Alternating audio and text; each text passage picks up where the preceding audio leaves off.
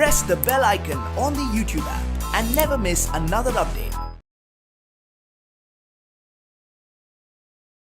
बच्चों, आज हम अक्षर ही अक्षर इस पाठ के बारे में जानकारी पाएंगे।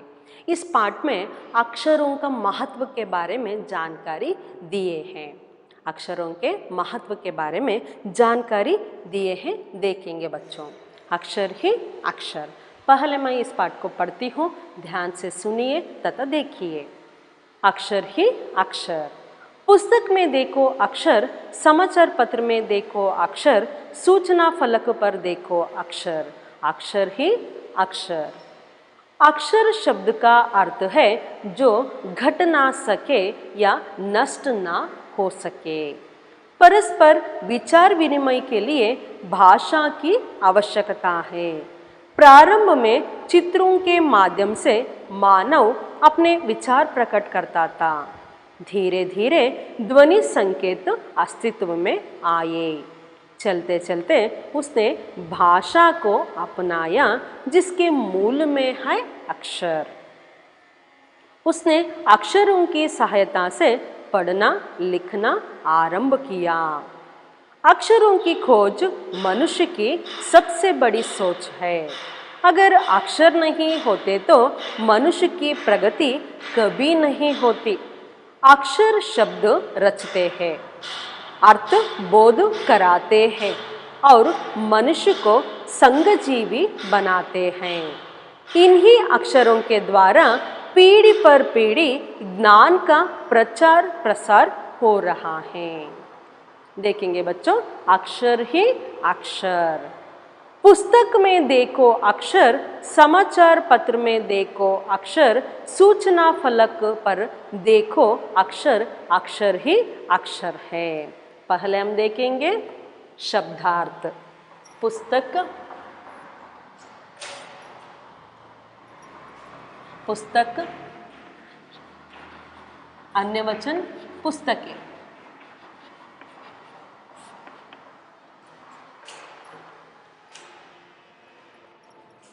समाचार पत्र,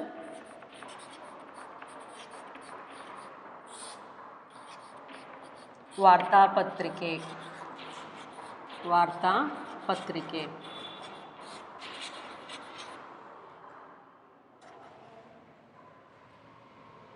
सूचना फलक, सूचना फलक, सूचನೆಯ फलक।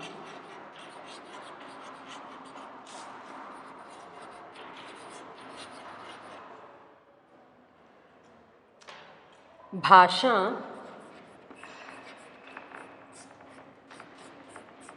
अन्य वचन में भाषाएं।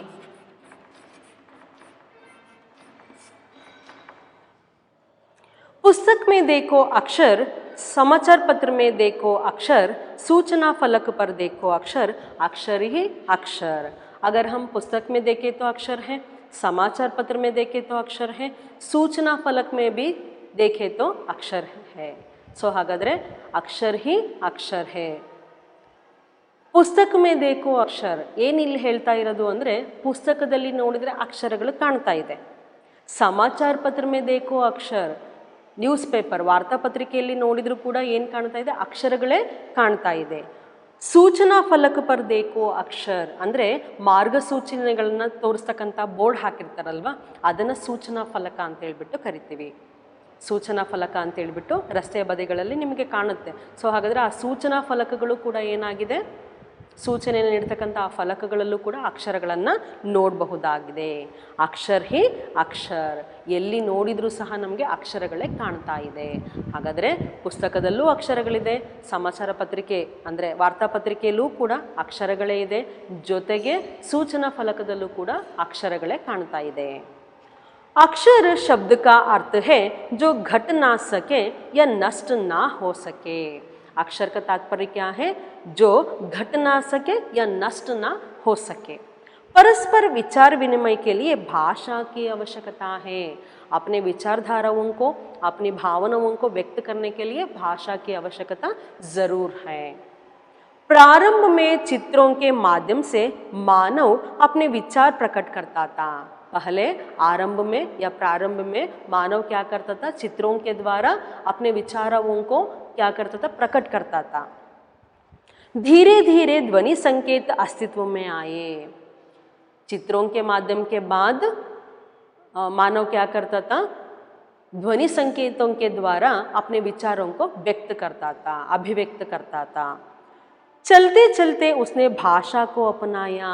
बाद में चलते चलते इसका मतलब है बाद में आगे चलकर भाषा को अपनाया, जिसके मूल में है अक्षर। भाषा के मूल में है अक्षर। उसने अक्षरों की सहायता से पढ़ना लिखना आरंभ किया। उसने अक्षरों की सहायता से पढ़ना तथा लिखना प्रारंभ किया। अक्षर शब्द का अर्थ है जो घट ना सके या नष्ट ना हो सके। ಏನು ಅಕ್ಷರದ ತಾತ್ಪರ್ಯ ಅಂದರೆ ಅದು ನಷ್ಟ ಆಗಲ್ಲ, ಹಾಗೇ ಇರುತ್ತೆ. ನಷ್ಟ ಆಗದೇ ಇರೋದನ್ನೇ ನಾವೇನಂತ ಹೇಳ್ತೀವಿ, ಅಕ್ಷರ ಅಂತ ಹೇಳ್ಬಿಟ್ಟು ಕರಿತೀವಿ. परस्पर विचार विनिमय के लिए भाषा की आवश्यकता है. अपने विचारधाराओं को अभिव्यक्त करने के लिए भाषा की आवश्यकता ज़रूर है. ನಮ್ಮ ಭಾವನೆಗಳನ್ನು ಅಭಿವ್ಯಕ್ತಗೊಳಿಸೋದಕ್ಕೆ, ನಮ್ಮಲ್ಲಿರ್ತಕ್ಕಂಥ ವಿಚಾರಧಾರೆಗಳನ್ನು ಬೇರೆಯವ್ರ ಮುಂದೆ ಹೇಳ್ಕೊಳ್ಳೋದಕ್ಕೆ, ಆ ವಿಚಾರಗಳನ್ನು ವಿನಿಮಯ ಮಾಡ್ಕೊಳ್ಳಿಕ್ಕೆ ಬೇಕಾಗಿರೋದೇನು, ಭಾಷೆ. ಹೌದಲ್ವಾ? ಭಾಷೆ ಇದ್ದರೆ ಮಾತ್ರ ನಮ್ಮಲ್ಲಿರ್ತಕ್ಕಂಥ ವಿಷಯಗಳನ್ನು, ನಮ್ಮಲ್ಲಿರ್ತಕ್ಕಂಥ ವಿಚಾರಧಾರೆಗಳನ್ನು शेयर ಮಾಡ್ಕೊಳ್ಳೋದಕ್ಕೆ, ಬೇರೆಯವ್ರ ಹತ್ರ ಹೇಳ್ಕೊಳ್ಳೋದಕ್ಕೆ ಸಾಧ್ಯ ಆಗೋದು. प्रारंभ में चित्रों के माध्यम से मानव अपने विचार प्रकट करता था. ಮೊದಲಿಗೆ ಏನು ಮಾಡ್ತಿದ್ದ ಮನುಷ್ಯ, ಚಿತ್ರಗಳ ಮೂಲಕ, ಚಿತ್ರಗಳನ್ನು ಕಲ್ಲಿನಲ್ಲಿ ಕೆತ್ತುವುದರ ಮೂಲಕ ಏನು ಮಾಡ್ತಾ ಇದ್ದ, ತನ್ನಲ್ಲಿರ್ತಕ್ಕಂಥ ವಿಚಾರಧಾರೆಗಳನ್ನು ಅಭಿವ್ಯಕ್ತಗೊಳಿಸ್ತಾ ಇದ್ದ. ತನ್ನಲ್ಲಿರ್ತಕ್ಕಂಥ ಭಾವನೆಗಳನ್ನು, ವಿಚಾರಗಳನ್ನು ವಿನಿಮಯ ಮಾಡ್ಕೊಳ್ತಿದ್ದ ಚಿತ್ರಗಳ ಮೂಲಕ. ಧೀರೆ ಧೀರೆ ಧ್ವನಿ ಸಂಕೇತ ಅಸ್ತಿತ್ವಮೇ ಆಯೇ. ತದನಂತರ ಮುಂದೆ ಕೆಲವು ವರ್ಷಗಳ ನಂತರ ಏನಾಯಿತು, ಧ್ವನಿ ಸಂಕೇತಗಳು ಜಾರಿಗೆ ಬಂದ್ವು. ಅಂದರೆ ಮನುಷ್ಯ ಕಂಡುಕೊಂಡ ಆ ಮಾರ್ಗವನ್ನು. ಧ್ವನಿ ಸಂಕೇತಗಳ ಮೂಲಕ ಏನು ಮಾಡ್ತಾ ಇದ್ದ, ತನ್ನಲ್ಲಿರ್ತಕ್ಕಂಥ ಭಾವನೆಗಳನ್ನು ಅಭಿವ್ಯಕ್ತಗೊಳಿಸ್ತಾ ಇದ್ದ. ಚಲ್ತೆ ಚಲ್ತೆ ಉಸ್ನೆ ಭಾಷಾ ಕೋ ಅಪನಾಯ ಜಿಸ್ಕೆ ಮೂಲ ಮೇ ಹೈ ಅಕ್ಷರ್. ಮುಂದೆ ಪ್ರಗತಿ ಹೊಂದುತ್ತಾ ಆತ ಏನು ಮಾಡ್ದ, ಭಾಷೆಯನ್ನು ಕಂಡುಕೊಂಡ. ಆ ಭಾಷೆಗೆ ಮೂಲ ಯಾವುದು, ಅಕ್ಷರ. ಭಾಷೆಗೆ ಮೂಲ ಯಾವುದು, ಅಕ್ಷರ. उसने अक्षरों की सहायता से पढ़ना लिखना आरंभ किया. ಅಕ್ಷರಗಳ ಸಹಾಯದಿಂದ ಭಾಷೆ ಕಂಡುಕೊಂಡ. ಆ ಭಾಷಾ ಮಾಧ್ಯಮದಿಂದ ಓದೋದಕ್ಕೆ ಪ್ರಾರಂಭ ಮಾಡ್ದ, ಬರೆಯೋದಕ್ಕೆ ಪ್ರಾರಂಭ ಮಾಡ್ದ. ಉದಾಹರಣೆಗೆ ಹೇಳಬೇಕಂದ್ರೆ ಮಕ್ಕಳ, ಇಲ್ಲಿ ಹಿಂದಿ ಭಾಷೆಯಲ್ಲಿ ನಾನು ಬರೆದಿದ್ದೀನಿ, ಹೌದಲ್ವಾ? ಅಕ್ಷರ ವಿನ್ಯಾಸಗಳಿದೆ ಪ್ರತಿಯೊಂದಕ್ಕೂ. ಇದನ್ನು ನಾವು ನೋಡ್ತಾ ಹೋದರೆ, ಜೊತೆಗೆ ಅರ್ಥಗಳನ್ನು ಬರೆದಿದ್ದೀನಿ, ಅದು ಕನ್ನಡದಲ್ಲಿದೆ. ಸೊ ಇದು ಒಂದು ಭಾಷೆ, ಇದು ಒಂದು ಭಾಷೆ. ಅರ್ಥ ಆಗ್ತಿದೆ ಅಲ್ವಾ? ಹಿಂದಿ ಒಂದು ಭಾಷೆ ಆಯಿತು, ಕನ್ನಡ ಒಂದು ಭಾಷೆ ಆಯಿತು. ಇಲ್ಲೂ ಕೂಡ ಅಕ್ಷರಗಳ ವಿನ್ಯಾಸ ಇದೆ, ಇಲ್ಲೂ ಕೂಡ ಅಕ್ಷರಗಳ ವಿನ್ಯಾಸ ಇದೆ. ನಾವು ಈ ಹಿಂದಿ ಭಾಷೆಯಲ್ಲಿ ತಗೊಂಡ್ರೆ ಭಾ, ಹೌದಲ್ವಾ? ಭಾ.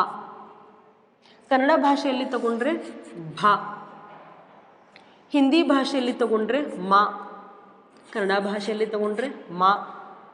ಅರ್ಥ ಆಗ್ತಿದ್ದೀವಲ್ಲ? ಹಾಗಾದರೆ ಇಲ್ಲಿ ಹಿಂದಿ ಭಾಷೆಯಲ್ಲಿ ಒಂದೊಂದು ಅಕ್ಷರಗಳ ವಿನ್ಯಾಸ ಇದೆ, ಅದೇ ರೀತಿ ಕನ್ನಡ ಭಾಷೆಯಲ್ಲೂ ಕೂಡ ಅಕ್ಷರ ವಿನ್ಯಾಸ ಇದೆ. ಹೀಗೆ ಸಾಕಷ್ಟು ಭಾಷೆಗಳನ್ನು ಮನುಷ್ಯ ಕಂಡುಕೊಂಡ. ಅದಕ್ಕೆ ಮೂಲ ಏನು? ಅಕ್ಷರಗಳೇ. ಆ ಭಾಷೆಗೆ ಮೂಲ ಏನು? ಅಕ್ಷರಗಳೇ. ಆ ಅಕ್ಷರಗಳ ಮುಖಾಂತರ, ಆ ವಿನ್ಯಾಸಗಳ ಮುಖಾಂತರ ಅದನ್ನು ಉಚ್ಚಾರಣೆ ಮಾಡೋದಕ್ಕೆ ಶುರು ಮಾಡಿದ. ಸೊ ಅದರ ಅರ್ಥನೇ ಅಲ್ಲಿ ಕೊಟ್ಟಿರೋದು ಏನಂತ, ಆ ಭಾಷೆಯ ಮೂಲಕ ಆತ ಏನು ಮಾಡೋಕ್ಕೆ ಶುರು ಮಾಡ್ದ, ಓದಲಿಕ್ಕೆ ಬರೀಲಿಕ್ಕೆ ಪ್ರಾರಂಭ ಮಾಡ್ದ. ಈಗ ನಾ ಇಲ್ಲಿ ಒಂದು ಅಕ್ಷರ ವಿನ್ಯಾಸ ಬರೆದೆ, ಅದನ್ನು ಏನಂತ ಉಚ್ಚಾರಣೆ ಮಾಡಿದೆ, ಹಿಂದಿಯಲ್ಲಿ ಭ ಅಂತ ಬರೆದೆ, ಉಚ್ಚಾರಣೆ ಮಾಡಿದೆ ಭ ಅಂತ. ಕನ್ನಡದಲ್ಲಿ ಒಂದು ಅಕ್ಷರ ಬರೆದೆ, ಅದನ್ನು ಉಚ್ಚಾರಣೆ ಮಾಡಿದೆ ಭ ಅಂತ. ಇಲ್ಲಿ ಮ ಅನ್ನೋ ಅಕ್ಷರ ಬರೆದೆ. ಸೊ ಇದು ಒಂದು ವಿನ್ಯಾಸ, ಇದು ಒಂದು ವಿನ್ಯಾಸ ಹಿಂದಿಯಲ್ಲಾಯಿತು. ಅದೇ ರೀತಿ ವಿನ್ಯಾಸ ಕನ್ನಡದಲ್ಲಾಯಿತು. ಹೀಗೆ ಸಾಕಷ್ಟು ಭಾಷೆಗಳನ್ನು ಮನುಷ್ಯ ಕಂಡುಕೊಳ್ಳಲಿಕ್ಕೆ ಅವಕಾಶ ಆಯಿತು. ಇದರಿಂದ ಆತ ಓದಲಿಕ್ಕೆ ಪ್ರಾರಂಭ ಮಾಡ್ದ, ಬರೀಲಿಕ್ಕೆ ಪ್ರಾರಂಭ ಮಾಡ್ದ. अक्षरों की खोज मनुष्य की सबसे बड़ी सोच है. अक्षरों की खोज, खोज का मतलब है ಹುಡುಕಾಟ.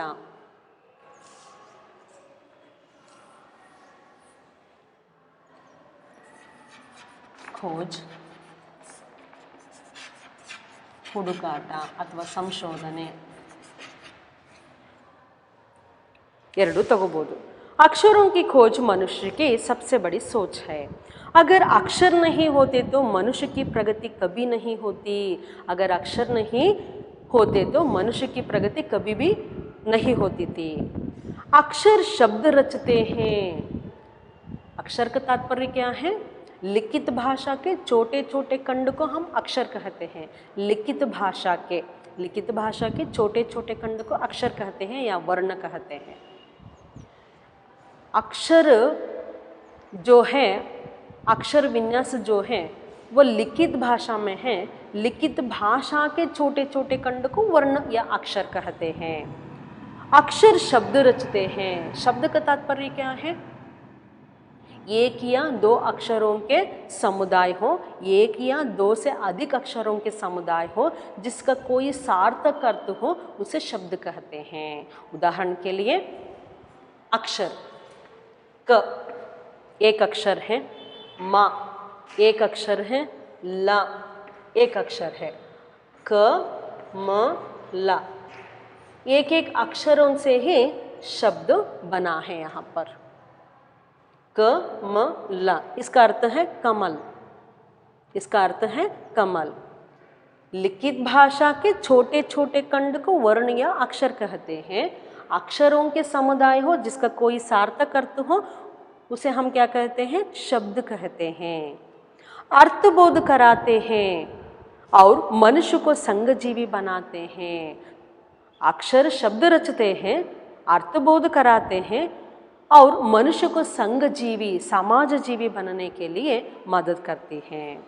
इन्हीं अक्षरों के द्वारा पीढ़ी पर पीढ़ी ज्ञान का प्रचार प्रसार हो रहा है. पीढ़ी पर पीढ़ी, पीಳಿಗೆಯಿಂದ ಪೀಳಿಗೆಗೆ.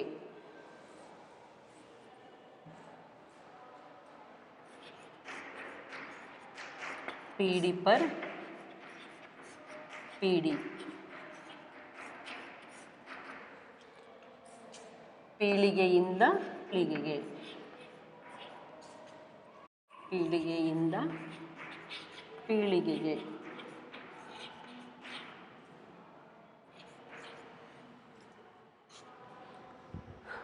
इन्हीं अक्षरों के द्वारा पीढ़ी पर पीढ़ी ज्ञान का प्रचार प्रसार हो रहा है.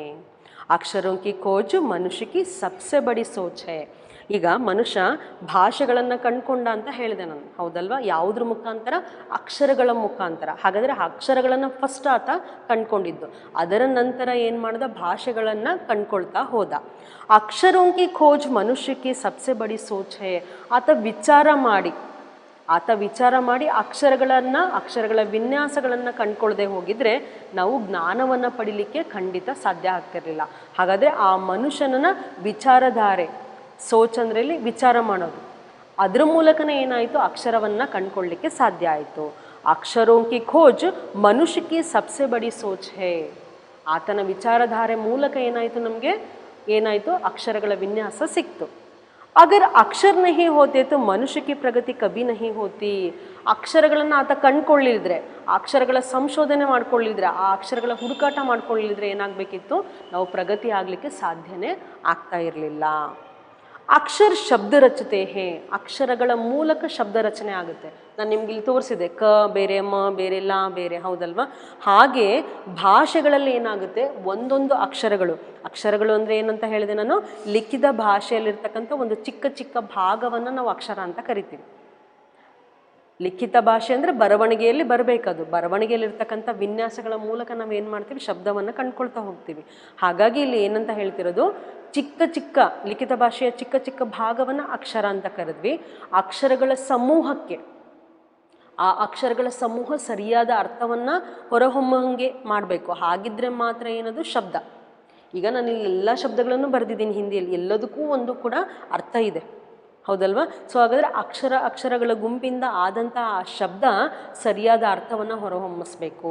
ಆಗಿದ್ರೆ ಮಾತ್ರ ಅದನ್ನು ಶಬ್ದ ಅಂತೇಳ್ಬಿಟ್ಟು ಕರಿತೀವಿ. ಹಾಗಾದರೆ ಅಕ್ಷರ ಕಂಡುಕೊಂಡ ಮನುಷ್ಯ, ಅಕ್ಷರಗಳ ಮೂಲಕ ಶಬ್ದವನ್ನು ಕಂಡುಕೊಂಡ, ಆ ಶಬ್ದಕ್ಕೆ ಒಂದು ಅರ್ಥ ಇರುತ್ತೆ. ಸೊ ಈ ರೀತಿಯಾಗಿ ಏನು ಮಾಡ್ದ? ಭಾಷೆಗಳನ್ನು ಕಂಡುಕೊಳ್ತಾ ಹೋದ. ಅವರು ಮನುಷ್ಯಕ್ಕೋ ಸಂಘಜೀವಿ ಬನಾತೆ ಹೇ.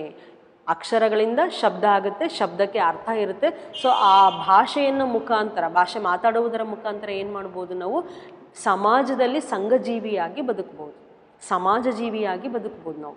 ಹಾಗಾದರೆ ನಮ್ಮಲ್ಲಿರ್ತಕ್ಕಂಥ ವಿಚಾರ ವಿನಿಮಯ ಮಾಡಲಿಕ್ಕೆ, ನಮ್ಮಲ್ಲಿರ್ತಕ್ಕಂಥ ವಿಚಾರಧಾರೆಗಳನ್ನು ಅಭಿವ್ಯಕ್ತಗೊಳಿಸಲಿಕ್ಕೆ ಬೇಕಾಗಿರೋದು ಭಾಷೆ. इन्हीं अक्षरों के द्वारा पीढ़ी पर पीढ़ी ज्ञान का प्रचार हो रहा है. ಅಂದರೆ ಅಕ್ಷರಗಳ ಮೂಲಕ ನಾವು ಜ್ಞಾನ ಪಡಿತಾ ಇದ್ದೀವಿ. ಅಕ್ಷರಗಳ ಮುಖಾಂತರ ಭಾಷೆಯನ್ನು ಕಂಡುಕೊಂಡು ಭಾಷೆಯ ಮುಖಾಂತರ ಜ್ಞಾನವನ್ನು ಪಡಿತಿದ್ದೀವಿ. ಹಾಗಾಗಿ ಪೀಳಿಗೆಯಿಂದ ಪೀಳಿಗೆಗೆ ಜ್ಞಾನ ಏನಾಗ್ತಿದೆ, ಪ್ರಸಾರವನ್ನು ಪಡಿತಾ ಇದೆ. ಈಗ ನಮಗಿರ್ತಕ್ಕಂಥ ಜ್ಞಾನವನ್ನು ಹಂಚಬೇಕಪ್ಪ, ನಾವು ಹೇಳ್ಕೋಬೇಕು ಅಂತಂದರೆ ಭಾಷೆ ಮಾಧ್ಯಮವಾಗಿ ನಿಲ್ಲುತ್ತೆ. ಜೊತೆಗೆ ಲಿಪಿ ಏನಿರುತ್ತೆ, ಬರವಣಿಗೆ ಏನಿರುತ್ತೆ, ಅದನ್ನು ನಾವೇನು ಮಾಡ್ಬೋದು, ಬರವಣಿಗೆ ಮೂಲಕ ಅಭಿವ್ಯಕ್ತಗೊಳಿಸ್ಬೋದು. ನಮ್ಮಲ್ಲಿರ್ತಕ್ಕಂಥ ವಿಚಾರಧಾರೆಗಳನ್ನು ಬರವಣಿಗೆಯ ಮೂಲಕ ಅಭಿವ್ಯಕ್ತಗೊಳಿಸ್ಬೋದು. ಹಾಗಾದರೆ ಅಕ್ಷರಗಳನ್ನು ಕಂಡುಕೊಂಡು ಭಾಷೆಯನ್ನು ಕಂಡುಕೊಂಡಾಗ ಮನುಷ್ಯ ಒಂದು ಲಿಖಿತ ಭಾಷೆ, ಇನ್ನೊಂದು ಮೌಖಿಕ ಭಾಷೆ ಆಯ್ತಲ್ಲಿ. ಮಾತಾಡ್ತೀವಿ ಕೂಡ, ಬರಿತೀವಿ ಕೂಡ, ಹೌದಲ್ವಾ? ಸೊ ಹಾಗಾದರೆ ಬರವಣಿಗೆ ಮೂಲಕ ಅಭಿವ್ಯಕ್ತಗೊಳಿಸ್ತೀವಿ ವಿಚಾರಗಳನ್ನು, ಜೊತೆಗೆ ಓದೋದ್ರ ಮುಖಾಂತರ ಅಥವಾ ಆ ವಿಷಯಗಳನ್ನು ತಿಳ್ಕೊಳ್ಳೋದ್ರ ಮುಖಾಂತರ ಏನು ಮಾಡ್ತೀವಿ, ಅಭಿವ್ಯಕ್ತಗೊಳಿಸ್ತೀವಿ. ಹಾಗಾದರೆ ಅಕ್ಷರ ಇಲ್ಲದಿದ್ದರೆ ನಾವು ಯಾವುದನ್ನೂ ಸಹ ಯಾವುದರಲ್ಲೂ ಸಹ ಪ್ರಗತಿಯನ್ನು ಪಡೀಲಿಕ್ಕೆ ಸಾಧ್ಯ ಆಗ್ತಾ ಇರಲಿಲ್ಲ. ಅಚ್ಚಾ ಬಚ್ಚೋ, ಧನ್ಯವಾದ.